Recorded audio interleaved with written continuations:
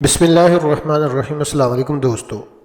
ایک حاجت مند سید زادہ سلطان المشائخ حضرت نظام الدین اولیاء رحمۃ اللہ علیہ کی خدمت میں حاضر ہوا اور دست سوال دراز کیا۔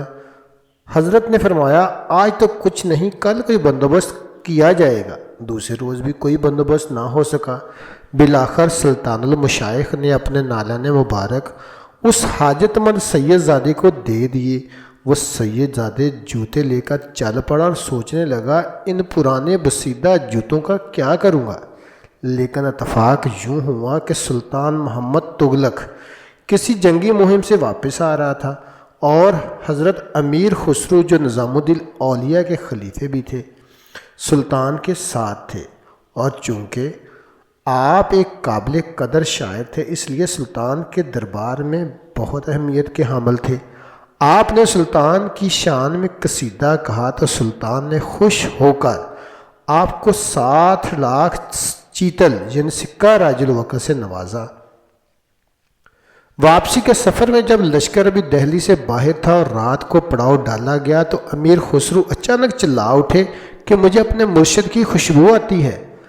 مصاحب بولے، امیر، حضرت محبوب الہی تو کلو کھڑی ہی میں ہے، وہ جو دہلی سے کافی دور ہے، تو آپ کو ان کی خوشبو کیسے آئی؟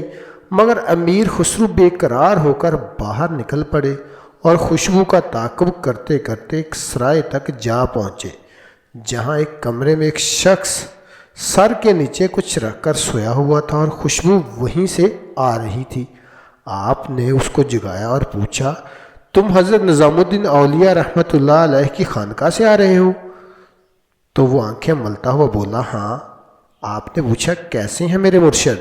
وہ شخص بولا، وہ تو ٹھیک ہے اور میں ان کے پاس مدد کے لیے گیا ہوا تھا، مگر اور کچھ تو نہیں دیا، ہاں اپنے پرانا بسیدہ جوتے ضرور دیے ہیں۔ یہ سنتے ہی امیر خسرو کی حالت غیر ہو گئی اور کہنے لگے، کہاں ہے میرے مرشد کے نالین؟ تو اس نے ایک کپڑا کھول کر دکھائے۔ آپ نے ان کو پکڑا اور چوم کر اپنی آنکھوں سے لگائے اور کہنے لگا، کیا تو ان کو بیچے گا؟ اس نے کہا، امیر کیوں مذاق اڑاتے ہو؟ امیر خسرو بولے، مذاق نہیں، میرے پاس اس وقت 60 لاکھ چیتل ہیں، وہ لے لو، مگر میرے مرشد کے نالین مجھے دے دو، اگر چاہو تو دہلی چلو، اتنی ہی رقم اور دے دوں گا۔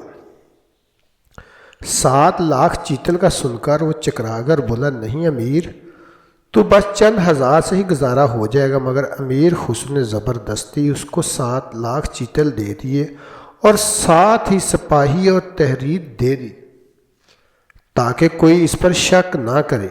آپ نے وہ نالین مبارک مرشد حقانی کی خدمت میں پیش کیے۔ انہوں نے فرمایا، خسرو، تم نے بہت سستا سودا خریدا ہے۔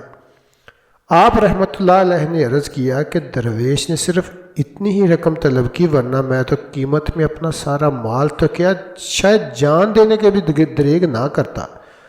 یہ مرشد حقانی سے والہانہ عقیدت و محبت کا اظہار تھا۔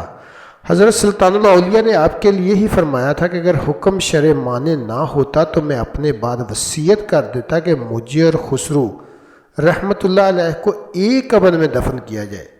کہتے ہیں کہ اتنی دولت دینے کے باوجود جب بھی وہ شخص آپ کے پاس حاضر خدمت ہوتا، حضرت امیر خسرو رحمۃ اللہ علیہ احتراماً کھڑے ہو جاتے۔ انہی ایام میں آپ رحمۃ اللہ علیہ کی والدہ ماجدہ کا انتقال ہو چکا تھا۔ انہی کی خاطر آپ رحمۃ اللہ علیہ اودھ کا محل چھوڑ کر چلے آئے تھے۔ یہ صدمہ ناقابل تلافی تھا۔ حضرت نظام الدین اولیاء رحمۃ اللہ علیہ نے آپ کی ڈھارس بندائی اور فرمایا کہ ہر شخص کو ایسا ہی صدمہ برداشت کرنا پڑتا ہے اور ہر انسان کو ایک دن وادی فنا سے گزرنا ہے۔ جزاکم اللہ خیر۔